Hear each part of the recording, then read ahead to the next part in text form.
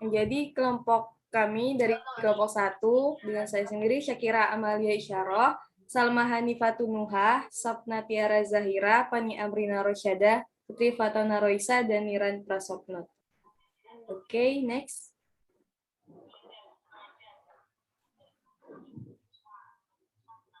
Jadi yang pertama saya akan menjelaskan mengenai definisi penelitian kuantitatif deskriptif.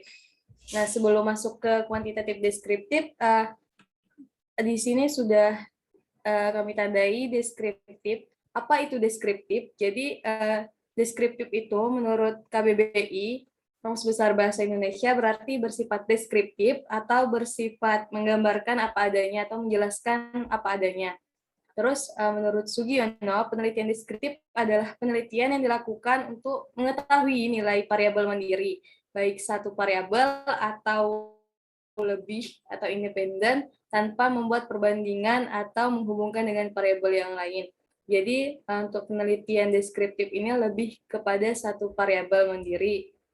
Kalau menjelaskan mengenai perbandingan atau hubungan ini itu sudah masuk ke dalam metode yang lain. Oke, jadi secara keseluruhan penelitian kuantitatif deskriptif ini adalah salah satu jenis penelitian kuantitatif non-eksperimen, di mana penelitian kuantitatif deskriptif ini tergolong mudah.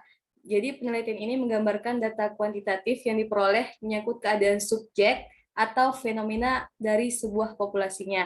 Jadi penelitian kuantitatif deskriptif ini menggambarkan data kuantitatif yang diperoleh menyangkut keadaan subjek atau fenomena dari sebuah populasinya. Oke, selanjutnya akan dijelaskan oleh teman saya.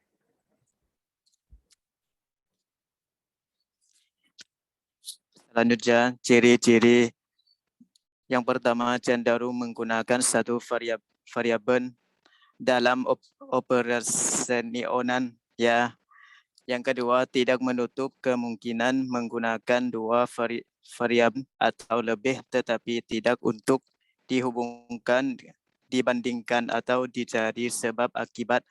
Yang ketiga, analisis data diarahkan pada pencarian mean, presentasi, atau modus. Yang keempat, analisis data dilakukan setelah semua data terkumpul. Yang kelima, kecacatan data dimungkinkan untuk diwakilkan.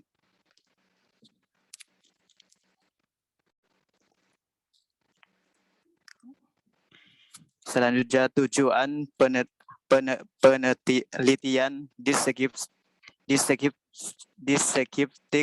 dilakukan untuk mendeskripsikan suatu gejala, peristiwa, dan kejadian yang terjadi secara faktual, sistematis, dan akurat. Pada penelitian ini penulis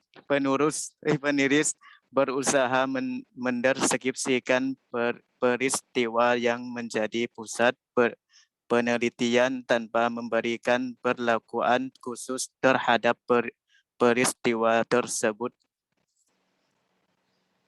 Ya, langkah-langkah penelitian. Langkah-langkah penelitian deskriptif menurut Isaac dan Michael. Yang pertama, menentukan tujuan-tujuan penelitian dengan istilah-istilah yang spesifik dan jelas. Contohnya itu seperti fakta dan sifat apa saja yang diungkap. Lalu yang kedua, setelah menentukan tujuan, merancang pendekatan. Bagaimana data akan dikumpulkan, lalu bagaimana para subjek dipilih, terus instrumen dan teknik observasi apa saja yang tersedia. Lalu selanjutnya adalah mengumpulkan data. Selanjutnya setelah data dikumpulkan, melaporkan hasil penelitian.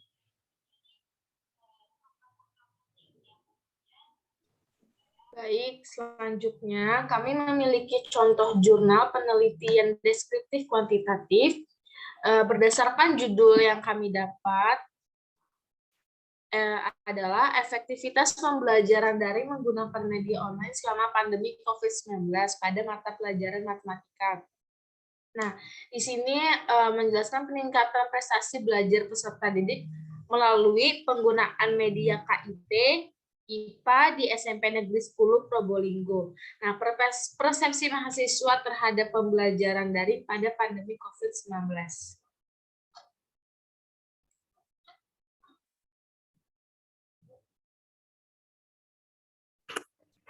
Ini ada contoh rumusan masalah dari penelitian kuantitatif deskriptif.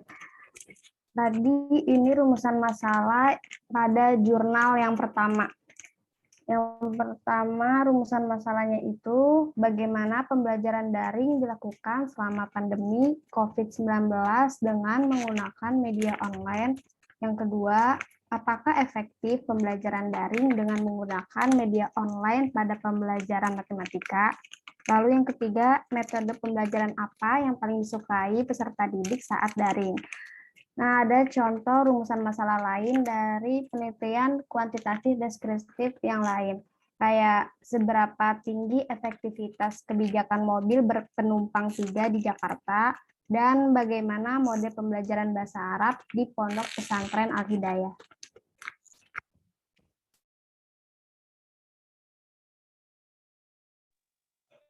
Oke, selanjutnya kami akan menjelaskan mengenai analisis data.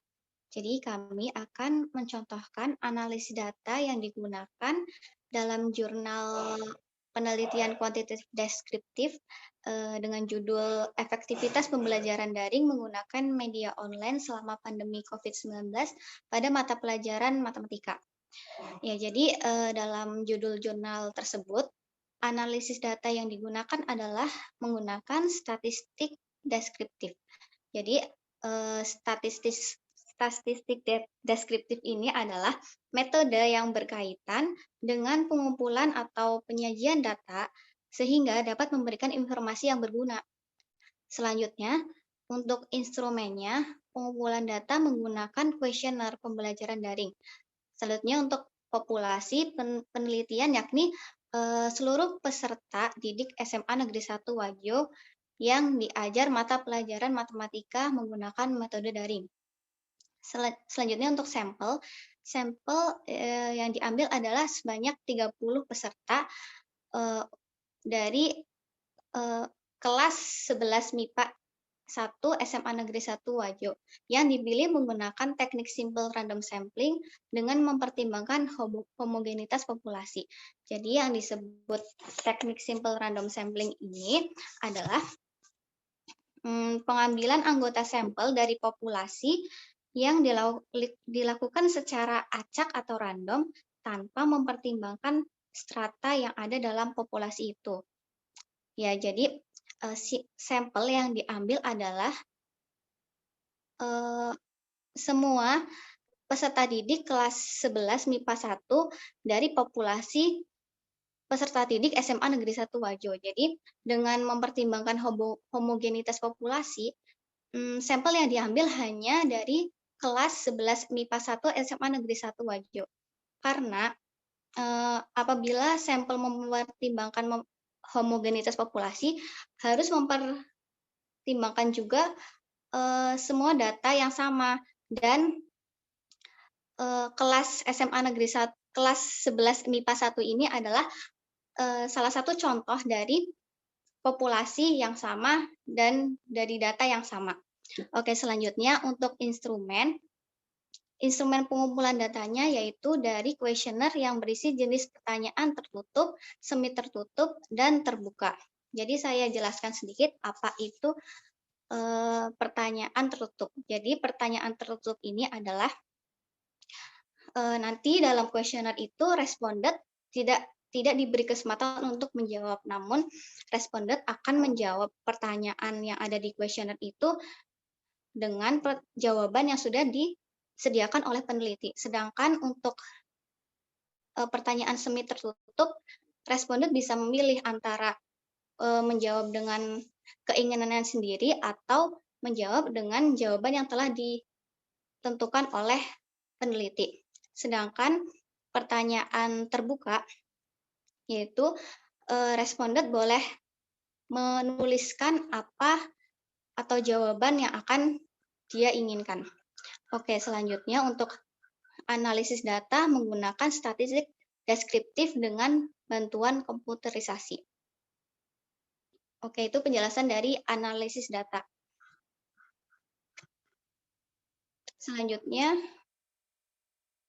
next, referensi.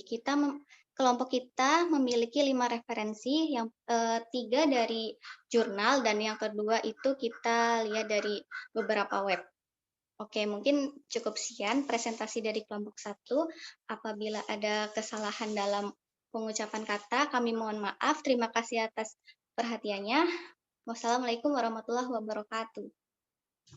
Waalaikumsalam warahmatullahi warahmatullahi wabarakatuh. wabarakatuh.